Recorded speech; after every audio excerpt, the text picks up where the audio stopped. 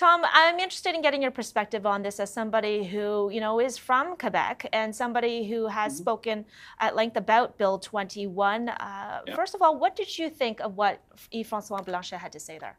And if I could, I'd add to that I presented a motion that wound up finally getting adopted unanimously in the House of Commons condemning Islamophobia. So it's been a very busy week Mm-hmm. on this file. I think that it would have been helpful if the people around Mr. Trudeau and he himself had done a bit more vetting. They might have realized that there were things that had to be clarified before Ms. Elghawaby could go into that role.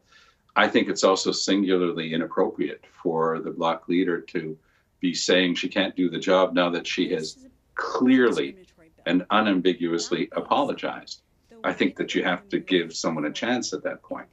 It's true what she said, and there's a series of things that were said, not just one thing. And that's what Mr. Trudeau realized yesterday. So Mr. Trudeau on Tuesday said he was 100% behind the nomination. Yesterday, he had changed his tune quite a bit, saying he didn't know some of the things that she had said. But Lois, yesterday she was so good on this. She said, look, I realized that I did the thing that I'm supposed to be fighting. I was stereotyping 8 million people in Quebec. She didn't say the Quebec government had done this. She didn't say the National Assembly had done that. She said Quebecers. And she's tried to rationalize it over the weekend, referring to a survey and this and that, but it wasn't washing, and it was really becoming a huge problem, both in Quebec City and, of course, in Ottawa. She had this meeting yesterday with Yves-Francois Blanchet, and I was frankly surprised and disappointed that he would take that position today. The way he had set it up yesterday, it seemed that he was open to that, because that's what people were calling for. They were saying, look, she's got to step away from those statements because they were very hurtful, and she's got to apologize for them, ideally. And lo and behold, it wasn't one of those, oh, I apologize if you didn't understand what I was saying. She was clear. She was unambiguous. She said, look, I realize that if I'm here to fight prejudice, I can't prejudge other people. And I just thought it was a very classy way for her to do it. I think she should be allowed to move on. It is such an important file. We had Erwin Kotler on the file of anti-Semitism there, giving advice to the government, riding that file. It's the Jewish community is still the object of the most religious discrimination and hate in Canada. But the Muslim community has suffered so much as well. They deserve to have a situation where they have a spokesperson who could work for them. But what came out today is also interesting. Lots of leading members of the Muslim community in Quebec had also asked her to back off. So now that she's done that, I think it's just a total lack of class and grace not to accept the apology and give her a chance to prove that she can do the job well. So has she changed your mind then? Because you also wrote an op-ed in the Montreal Gazette about this, saying that, Trudeau was wrong to appoint her. I certainly said that, because at that point she had just spent 3 or 4 days saying she wasn't going to back down, trying to rationalize, trying to explain away what she had said.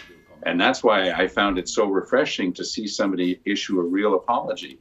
Senior members of Trudeau's cabinet, like Justice Minister Lametti and Heritage Minister Rodriguez, were saying, look, it's totally unacceptable what she said. But in that, what we were all saying, I would dare speak, for people who are of that view, was she's got to back away from those statements and ideally apologize if she wants to move forward. Well, now that she's done both, I think that you have to accept the apology and allow her to prove that she can do the job. I think that that's where we all are.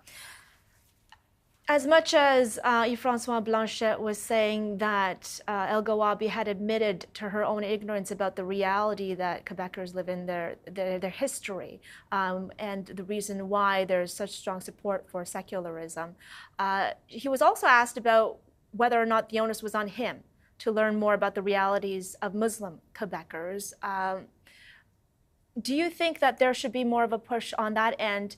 And where does the support for Bill 21 fit in that? Because there are a lot of people out there who say, listen, if this is the history of Quebec, that people felt oppressed by the church, isn't it then strange to have a bill that is apparently oppressing the religious rights of others? What a fantastic question. And that's why this week has been so interesting. And that's why this moment of grace, this moment of opportunity shouldn't be wasted. And that's why, again, I find it disappointing that Blanchet goes down that road. Instead of saying, okay, let's take this opportunity to understand each other better. That's what's needed right now, is more understanding and not closing doors. she's been through a lot, but her way of dealing with her week, where she looked at all the facts and realized what had happened, was to apologize. And yes, you're right. I mean, I don't think, I would dare say, Lois, that there's nobody in Canada who has written more articles in English and in French media than I have, criticizing Bill 21 that discriminates openly against religious minorities in general and in particular against Muslim women. And so I think that that law is an absolute shame. But I think that we've got to be careful not to say that this is something that reflects on every Quebecer. And that's the nub of the argument here and the case that we're talking about. Again, at the beginning, she was not talking about the government or the CAQ or the cabinet or the National Assembly. She said Quebecers. And she tried to justify it for several days. But again, she's backed away from it now. A very calm, rational debate can continue to be had around Bill 21. I still think it's a shame that the same David Lametti we just talked about and Justin Trudeau have never done anything before the courts to stand up for the Charter of Rights. They talk a good game on this. They want to have a discussion about the notwithstanding clause and so forth. And Mr. Trudeau, again, on this a couple of days ago, was 100% behind the nomination. It shows where his heart is on this. But now he's got to follow it up because he doesn't have the courage to take this on before the courts. He doesn't want to take on François Legault before the courts. And that's the only place where this discrimination can be halted. It's good to have observers and commentators, but only the courts can actually decide on this. All right. Tom Mulcair, CTV News political commentator and former NDP leader. Thank you as always. Great to be with you, Lois. Thank you.